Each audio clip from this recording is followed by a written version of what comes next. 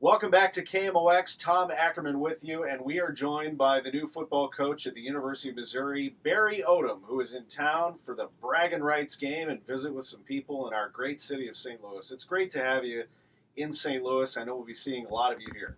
Yes, sir. Very excited to be here. Number one, excited for the game tonight. You look at my connection with St. Louis growing up in the state of Oklahoma and then coming to school as an undergrad at Mizzou, 96 to 99. I had a lot of great friends, still do in the city of St. Louis, and have always felt very welcome here and fun to see old friends and moving forward and developing relationships as we move forward here. What a time that was, 96 to 99. One of the best games I've ever seen at Faurot Field was a loss, and you know the one I'm talking about. 1997, you played the number one team in the nation. Nebraska comes in. You lost to them in overtime on the famous kicked ball, but it was a real coming out party nationally for Mizzou football, for Corby Jones, for Mizzou. In fact, I think the next week you became a ranked team even though you had lost the game. It was an incredible scene, and you ended up going to a bowl game that year. Yeah, what a that exact game still.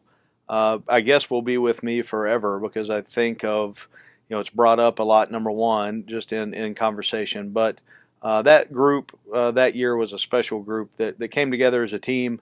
You talk about teamwork and the value of working hard, and that was a true test of the leadership of the coaching staff and the group of guys we had together.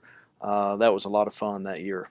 Yeah, I was sitting in the crowd. In fact, I was by the M, and the students that were sitting in front of me rushed the field because they thought the game was over, and all its history from there. 45-38 lost to Nebraska, but again, that was a heck of a day, and you must have had, I don't know, 20 tackles. I don't know. I feel like I had a lot of tackles and a ton of missed tackles, unfortunately. But I wish, you look at and you think about instant replay these days, if it would have changed the outcome. But still, Mizzou gained some respect and started the program moving in the right direction. Did you love being a Tiger and playing? And you played hurt so many times. The thing that I value and did as a student athlete was the opportunity to compete. And there's some things that go into playing the game of football that requires toughness, and that was one thing that I embraced as a student athlete, and we will as a coaching staff developing our football team. Larry Smith transformed you into a linebacker, right? Didn't it? One day he just said, "You're going to be a linebacker." Yeah, it was really one day. It was like the first day after practice. So he saw enough. I think, obviously when they recruited me, all we talked about was playing tailback. And then after one practice, I think he saw enough of my skills or lack thereof about halfway through practice. So that was short-lived on the offensive side, moved to defense, and ended up working out okay. And when you left, you were also an intern, by the way, the Tiger Scholarship Fund, so you know the ins and outs of that athletic program. And you became a head coach. You were the coach